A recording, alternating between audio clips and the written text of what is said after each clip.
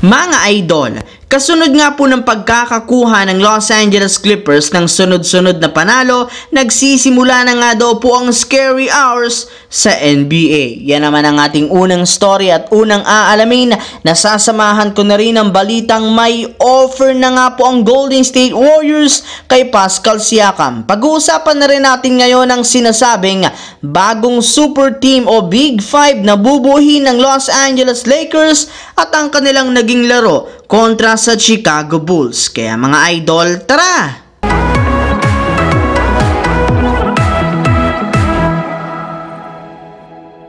Ang Los Angeles Clippers nga talaga mga idol ang itinuturing na pinakamainit na kupunan ngayong season, gayong bukod nga sa pagkakaroon nila ng mahaba-habang winning streak, wala rin naman nga pong nakakapigil ngayon sa pag-arangkada ng kanilang super team. Yes mga idol, sobrang mainit ang laruan ngayon ng kanilang superstar, especially sina James Harden, Kawhi Leonard at si Paul George sa patuloy na pagtatala ng malaking numero. Kaya halos wala nga pong team ang nakakasabay sa kanila. Dahil rin nga sa success na nangyayari ngayon sa kupunan ng Clippers sa pagkakabuo nila ng solidong chemistry, hindi na rin naman napigilan pa ng kanilang superstar na si Harden na magyabang muli gaya ng ginawa niya noong naglalaro pa siya sa Brooklyn Nets at Philadelphia 76ers. Ayon nga po dito, nagsisimula na nga daw po ngayon ang scary hour sa NBA, gayong hinayaan nga po sila ng mga teams na magamay ang play ng bawat isa at magkaroon ng magandang rotation. Kaya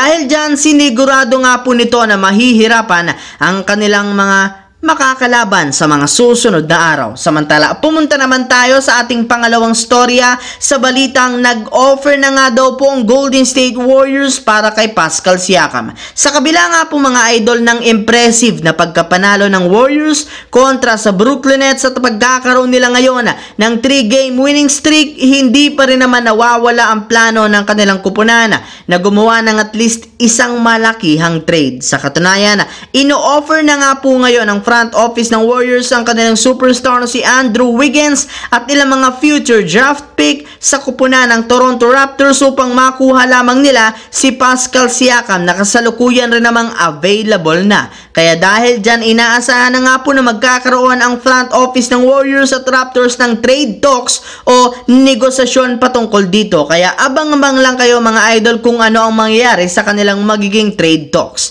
Habang dumiretso naman tayo sa ating huling storya dito sa sinasabing bagong super team ng Lakers at ang naging laro nila kontra sa Bulls. Dahil nga po mga idol, nagpapatuloy ang pag-struggle ngayon ng Lakers sa kanilang nakalipas na laro, may ilang mga fans at analyst na nga ang nagsasabi na kailangan talaga ng kanilang team na gumawa ng isang malakihang trade. Marami rin naman nga po ngayong mga magagaling na players na available sa loob ng trade market na maaari nilang makuha. Sa katunayan, makakabuo pa nga sila dito na isang bagong super team kung sakasakali mang makuha nila sina Jordan Clarkson at Lauri Markkanen ng Utah Jazz na pareho rin naman binabalakan ng i-trade at available na sa Utah Jazz. Bagamat man malaki ang kapalit ng hinihingi ng Utah Jazz bago nila ibigay sa Lakers ang kanilang dalawang player, magiging worth it rin naman nga ito since makakabuo sila ng mas solidong starting lineup na bubuhin ni na Austin Reeves,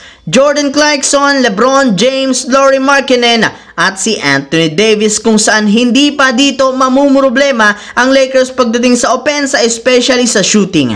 And speaking of Lakers, gaya nga po ng inaasahan, naging mainit agad ang simula ng kanilang laro kontra sa Chicago Bulls kung saan dikit ang kanilang score. Bagamat man sinubukan ng Lakers na makalamang sa pangunguna ni Davis sa patuloy na pagdomina sa ilalim ng basket. Parati rin naman ngang merong sagot ang Bulls, especially si DeRozan gamit ang kanyang mid-range at Kobe White na nagkaroon rin naman ng mainit na shooting. Sadyang maswerte talaga ngayong araw ang shooting ng Chicago Bulls na talaga namang literal hindi magmintes at hindi nakahabol ang Lakers. Sinabayan rin naman ito na malamyang shooting ng Lakers na may hawak na ngayong 4-game lose streak at susunod na nga po nilang makakatapat bukas dahil back-to-back games kontra naman sa Minnesota Timberwolves.